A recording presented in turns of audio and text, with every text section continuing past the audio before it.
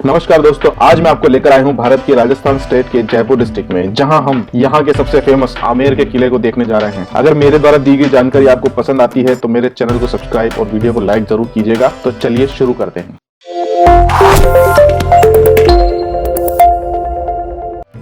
सबसे पहले तो दोस्तों मैं आपको बता दूं कि विश्व के किसी भी कोने से जयपुर में आ सकते हैं। भारत में आने के बाद दिल्ली, मुंबई, कलकत्ता, मद्रास कहीं से भी आपको फ्लाइट मिल जाएगी। आप ट्रेन में भी आ सकते हैं और बस में भी आ सकते हैं जयपुर। ये आमेर का किला है। इसका जो नाम है ना, यहाँ के एक पहाड़ी पे स्थित अंबिकेश्वर जो मंदिर है उनके नाम से अंबा से अंबर हो गया और अंबर से आमेर हो गया। जो ये राजधानी है दोस्तों, इसके बारे में मैं थोड़ी भौगोलिक आपको इसको दृष्टि से बता देता हूँ कि आमेर जो किला है ये जयपुर सिटी से 11 किलोमीटर नॉर्थ में पड़ता है और ये पूरा जो किला है ये 8 स्क्वायर किलोमीटर में फैला हुआ है पूरे इस पहाड़ी पे। दोस्तों इस किले को कछवाहा राजा मानसिंह जी ने बनाया था और जय सिंह प्रथम जो थे राजा, उन्होंने इसका विस्तार किया था और आगे आने वाले 150 सालों तक राजपूत राजाओं द्वारा ये जो किला बनाते रहा गया और इसका सुधार और प्रसार करते गए। और फिर लास्ट में जो सवाई जय सिंह जी द्वितीय थे, उनके शासनकाल में 1727 में इन्होंने अपनी राजधानी जयपुर नगर में स्थानांतरित कर ली। दोस्तों इस किले में एंट्री करने के लिए 2 गेट हैं। एक का नाम है सूरज पोल, एक का नाम है चांद पोल। हम जा रहे हैं चांद पोल से। इस गेट का नाम है चांद पोल। यहाँ से हम अंदर एंट्री करेंगे और देखेंगे कैसा है ये महल। ये यहाँ से एंट्री करने के बाद में मैं आपको बता दूं, ये जो आपको सामने चौक नजर आ रहा है दोस्तों, इसको कहते हैं जलेब चौक। इस जलेब चौक के सामने इधर जो आप ये देख रहे हैं, यहाँ पे घोड़े खड़े किया करते थे और सामने की तरफ जो इधर गेट है उसका नाम था सूरज पोल। यहाँ पर ये पूरा जो चौक देख रहे हैं, ये 100 मीटर लंबा और 65 मीटर चौड़ा है। जब भी कोई राजा युद्ध जीत के आते थे तो सेना का जो यहाँ पे परेड यहीं पे कराई जाती थी। इस द्वार पे जितने भी इनके सैनिक तैनात रहा करते थे और ये द्वार दुर्ग का प्रवेश मुख्य द्वार था।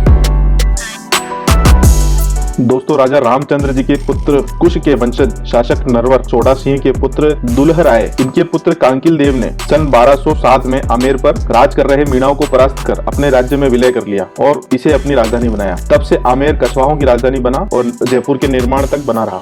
इस द्वार का नाम सिंह द्वार है। यहाँ से आगे चलने पर हमें मिलेगा दीवाने आम।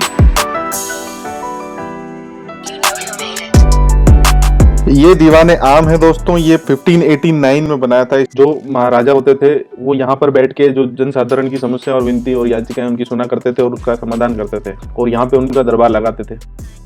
इस छत को लदाब की छत कहा जाता है और इसमें जो ये पिलर्स आप देख रहे हैं टोटल 64 पिलर हैं, जिसमें से बाहर की तरफ जो रेड पिलर्स हैं वो डबल वो हैं 48 और अंदर की तरफ जो व्हाइट पिलर्स दिख रहे हैं ये हैं 16। ये जो पिलर्स हैं ये लोकल मार्बल जयपुर का यूज हुआ है इसमें और जो रेड जो आप पिलर्स देख रहे हैं ये करौली से मिट्टी जो मंगाई गई थी, जो मार्बल मंगाया गया था उसका है ये।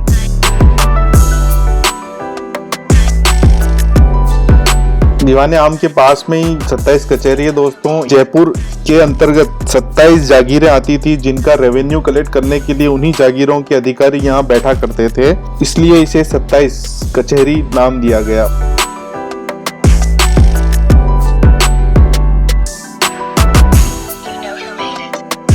27 कचहरी के पीछे ये जो आप झील देख रहे हैं इसका नाम है मावठा झील और ये जो बीच में बाग देख रहे हैं इसका नाम है मोहन बाग और आगे उस तरफ एक और बाग है उसका नाम है दयाराम बाग भी नाम है इसका, क्योंकि दयाराम जी और मोहन 2 कारीगर थे राजा मान सिंह जी के, तो उनके नाम पे दोनों बागों का नाम मिला। सामने पहाड़ी पर जो आपको बाउंड्रीज दिख रही हैं वहां से बैठकर सिक्योरिटी पूरा नजर रखा जाता था दूर दूर तक आक्रांताओं पर। दोस्तों ये पुरानी पद्धति से पानी गर्म करने वाला उनका गीजर रियासतकालीन, इसमें पानी गर्म किया जाता था भाप से और वो पानी यहाँ से अंदर होते हुए इनके जो अंदर ये जो बाथरूम का ये इनका बाथटब है और ये जो छेद दिख रहे हैं आपको, इन छेदों में से इस बाथटब के अंदर इसमें आता था।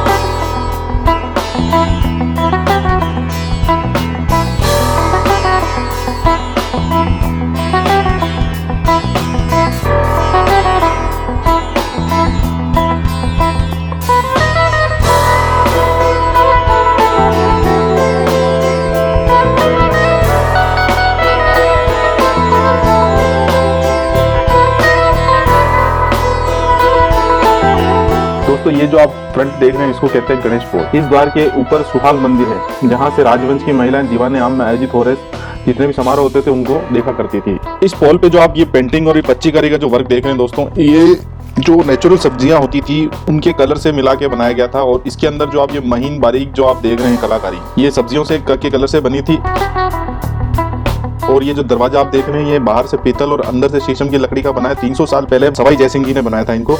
ये जो कलाकृतियां देख रहे हैं इसको माणक, मूंगा, पन्ना आदि जो स्टोन होते थे उसके चूरे से इसका ये डिजाइन बनाया गया है। और बीच बीच में जो येलो लाइन है वो सोने के प्रयोग से बनाई गई है।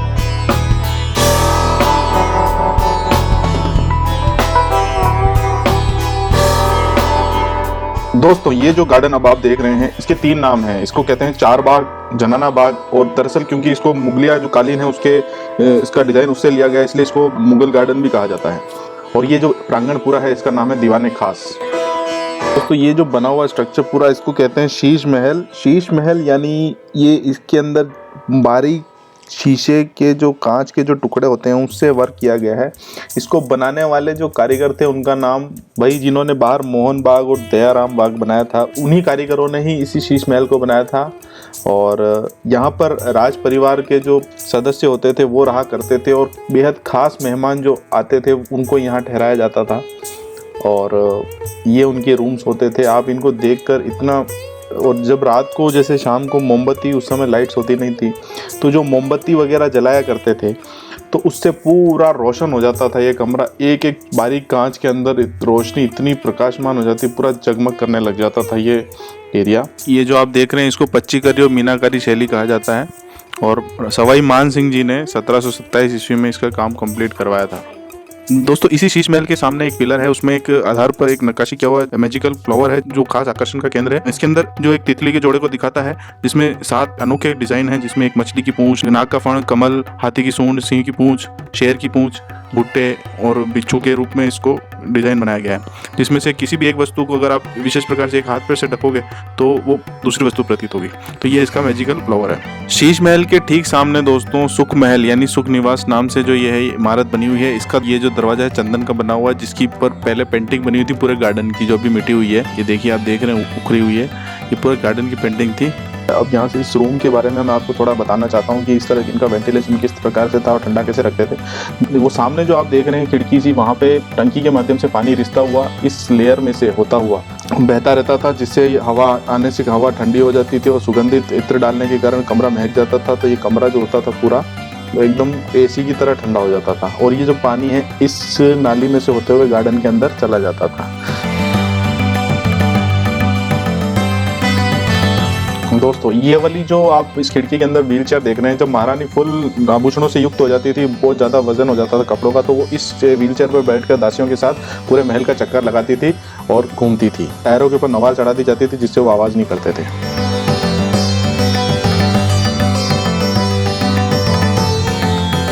इसके बाद दोस्तों मैं आपको लेकर जा रहा हूँ जहाँ पे राज परिवार की महिलाएं निवास किया करती थी। ये जो एरिया आप देख रहे हैं यहाँ पे इस स्ट्रक्चर जो बना हुआ है इसके अंदर इनकी मीटिंग होती थी महारानियों की, और इसे ढक दिया जाता था। कोई भी मीटिंग करनी हो, बैठक करनी हो तो वो इसके अंदर करते थे। इसके अलावा ये जो आप कमरे देख रहे हैं यहाँ पर प्रत्येक में सब में एक एक रानी रहा करती थी। तो राजा जी को जिस रानी से मिलने की इच्छा होती थी उस रानी से वो प्रतिदिन आके वो उनसे मिल लेते थे। और किंतु एक बात ये थी कि किसी दूसरी रानी को उसकी भनक भी नहीं लगती थी कि महाराज जी पधारे हैं। सबका जो रास्ता है वो एक ही जगह खुलता था, बीच में सेंटर में। ये उसकी खास बात थी। इस महल में राजा की पटरानियों के साथ साथ उनकी दासियां भी यहीं रहती थी। आपकी जानकारी के लिए बता दूं दोस्तों, यहाँ पर और भी बहुत सारी हिंदी फिल्मों की और हॉलीवुड फिल्मों की शूटिंग हो चुकी है, जिसमें बाजीराव मस्तानी, मुगले आजम, जोधा अकबर, शुद्ध देसी रोमांस, भूल भुलैया, और हॉलीवुड फिल्मों में द नॉर्थ वेस्ट फ्रंटियर और the best exotic marigold hotel, ऐसे करके काफ़ी सारी फिल्मों की शूटिंग हो चुकी है। दोस्तों आपको एक चीज़ और रोचक बात बता दूं, इस किले में एक सुरंग भी है जो आपातकालीन स्थिति में, युद्ध की स्थिति में बचने के लिए बनाई गई थी राजा मानसिंह द्वारा। और महल के पश्चिम की तरफ दीवाने खास की तरफ और जनाना जो महल है वहाँ से इसका रास्ता जाता है, जहाँ पे रसोई के विशाल बर्तन रखे हुए हैं उसके पास में से इसका रास्ता जाता है। अभी वो बंद किया हुआ है। और ये टनल का जो मैं आपको दिखा रहा हूँ फोटोग्राफ, ये जयगढ़ पैलेस तक जाने के लिए बनाई गई थी, जो कि अब बंद है। आपको मेरी ये वीडियो कैसी लगी प्लीज़ कमेंट बॉक्स में ज़रूर बताइएगा, और please like, subscribe and share my videos. मैं इसी तरह से ही रोचक और तथ्यात्मक वीडियो के साथ आपके सामने प्रस्तुत होता रहूँगा। धन्यवाद।